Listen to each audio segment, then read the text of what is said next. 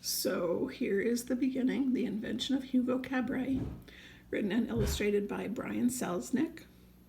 And of course, this was a Caldecott Medal winner, and it is published by Scholastic. The Invention of Hugo Cabret.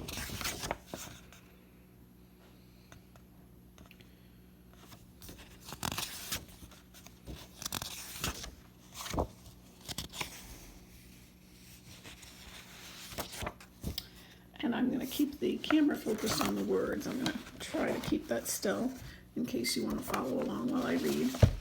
And then, of course, you know some pages are just pictures. So you can watch the pictures too as I flip through those pages. Okay, here we go. A brief introduction. The story I'm about to share with you takes place in 1931 under the roofs of Paris. Here you will meet a boy named Hugo Cabret, who once, long ago, discovered a mysterious drawing that changed his life forever.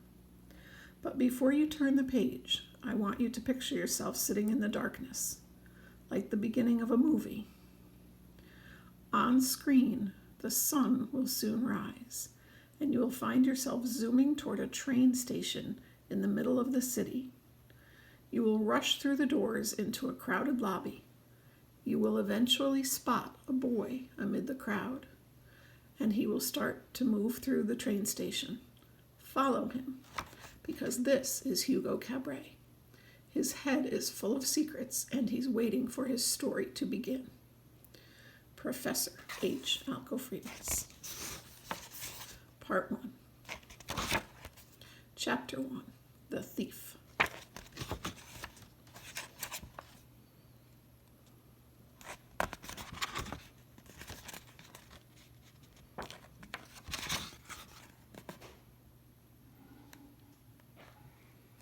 That's the city of Paris and the Eiffel Tower.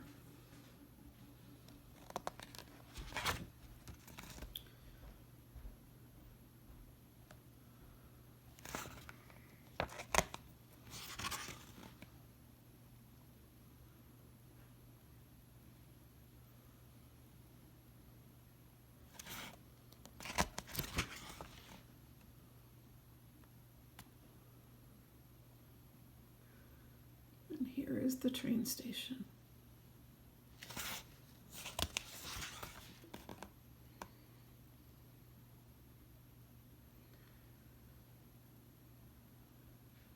Do you see Hugo? There he is.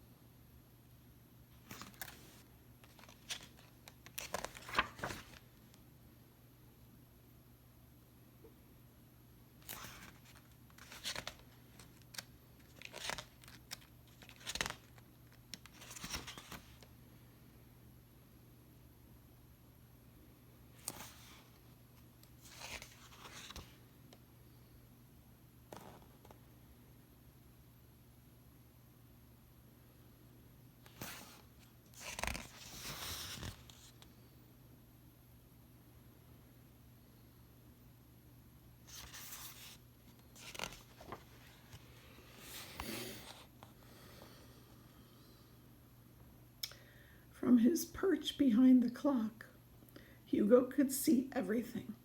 He rubbed his fingers nervously against the small notebook in his pocket and told himself to be patient.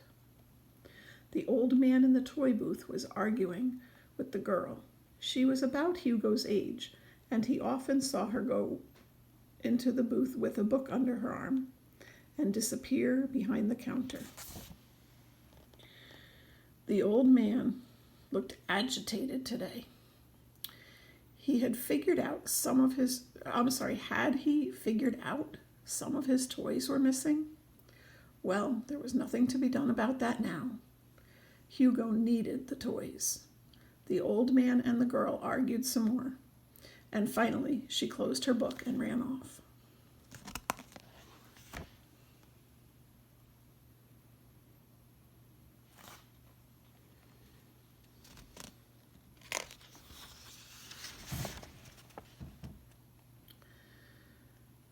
Thankfully, within moments, the old man had crossed his arms in front of him and closed his eyes. Hugo crept through the walls, came out through an air vent, and hurried down the hall until he reached the toy booth. Nervously, he rubbed the notebook one last time, then cautiously lowered his hand around the wind-up toy he wanted. But suddenly, there was a movement from inside the booth, and the sleeping old man sprang to life. Before Hugo could run, the old man grabbed his arm. The little blue wind-up mouse Hugo had taken fell from his hand, skidded across the counter, and landed on the floor with a crack. "Thief! Thief!" the old man yelled down the empty hallway. "Someone call the station inspector!" At the mention of the station inspector, Hugo panicked. He twisted and tried to get away, but the old man pulled hard on his arm and wouldn't let go. "I finally caught you. Now empty your pockets." Hugo growled like a dog. He was furious with himself for being caught. The old man squeezed tighter until Hugo was practically standing on his toes. "You're hurting me. Empty your pockets." Reluctantly, one by one, Hugo pulled out dozens of objects, screws and nails and bits of metal, gears and crumpled playing cards, tiny pieces of clockworks, cogs and wheels. He pulled out a crushed box of matches and some small candles. "You have one more pocket to go," the old man said. "There's nothing in it." "Then turn it inside out." "I don't have anything of yours. Let me go."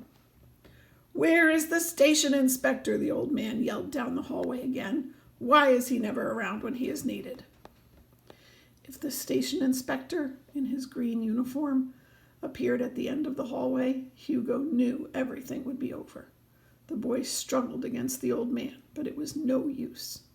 Finally, his hand trembling, Hugo reached into his pocket and pulled out his small, battered cardboard notebook.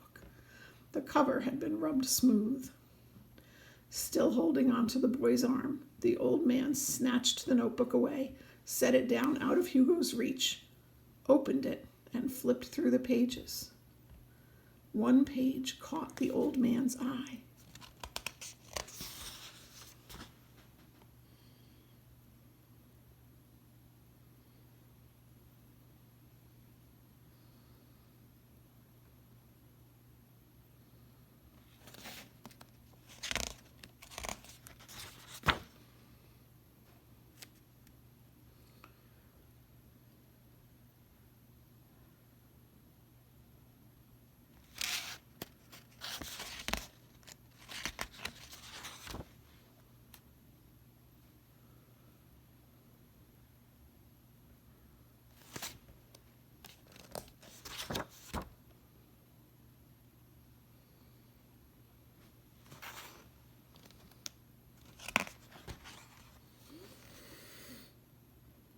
"Give that back to me. It's mine," cried Hugo.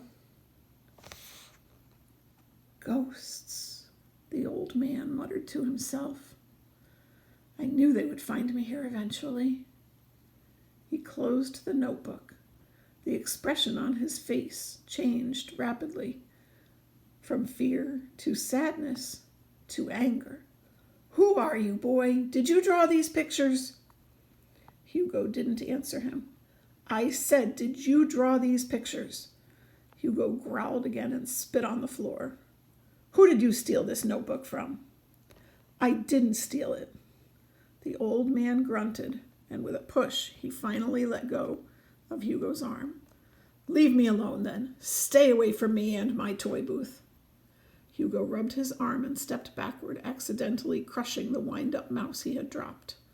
The old man shuddered at the sound of the breaking toy. Hugo picked up the broken pieces and placed them on the counter. "I can't leave without my notebook." "It is no longer your notebook. It is mine, and I will do with it what I want." The old man waved Hugo's box of matches in the air. "Perhaps I will burn it." "No!" The old man collected the contents of Hugo's pockets, including the notebook. He placed them in a handkerchief, tied it up, and covered it with his hands. "Then tell me about the drawings. Who did them?" Hugo said nothing. The old man slammed a fist down on the counter, shaking all of the toys. "Get out of here, you little thief!" "You're the thief!" Hugo yelled as he turned and ran off. The old man yelled something after him, but all Hugo heard was the clicking of his own shoes echoing off the station walls.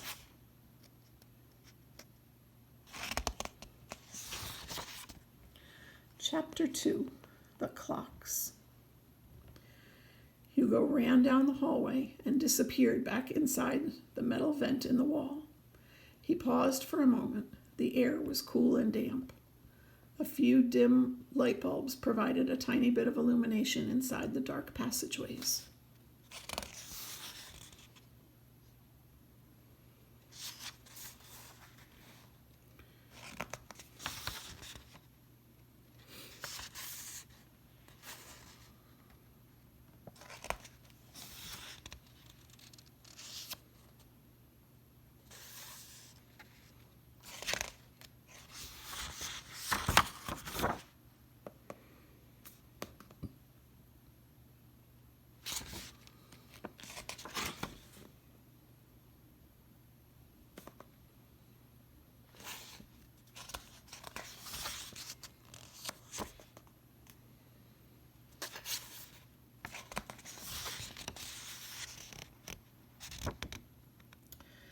Hugo opened the door and let himself inside. Above the ceiling of the main waiting area was a cluster of secret apartments that had been built for the people who ran the train station years ago. Most of them had long been abandoned. Only one was still in use. Some sunlight filtered through the dirty skylight. Hugo looked at the rows and rows of jars filled with pieces from all the toys he had stolen from the toy booth over the past few months. The jars sat on shelves made from scavenged planks he had found inside the walls of the station. Under his rickety bed lay a pile of Hugo's drawings. His deck of cards rested on a dusty trunk in the middle of the room. Nearby, on a small table, was a stack of envelopes, his uncle's uncashed paychecks accumulating week by week. Hugo wiped his eyes and picked up his bucket of tools. He stuffed some more matches and candles into his pockets and set to work. As usual, Hugo headed first to the big glass clocks on the roof because they were the hardest to reach. They were like huge round windows and looked out over the city, one facing north and one facing south.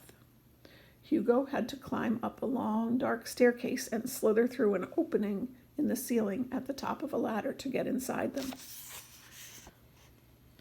During the day, his eyes always stung for a few moments from the flood of light through the glass. The motors and gears of those clocks were the biggest in the station, and Hugo was often afraid that his hand was going to get caught. In the corner of the room, attached by ropes, hung huge weights that kept the clocks running. He checked the time on the glass clocks against the time on his uncle's railroad watch, which he kept with his tools and wound diligently every morning. He then took a moment to carefully look the whole mechanism over and added a few drops of oil to each gear shaft from a little oil can in his kit. Hugo's head tilted slightly to the side as he listened to the beat of the clock, waiting until he was sure the machine was running correctly. Once he had finished with the clocks on the roof, he climbed down the ladder and the long staircase. Back inside the dark passageways, he checked the other clocks in the station, all of which were made of brass and could be maintained from inside the walls. Hugo lit his candles to help him see and began with the clock that overlooked the ticket booths. This clock, like all the others, had weights too, but much smaller ones, which disappeared into the floor. Hugo attached a crank to the back of the clock and, using all of his strength, turned it as far as it would go.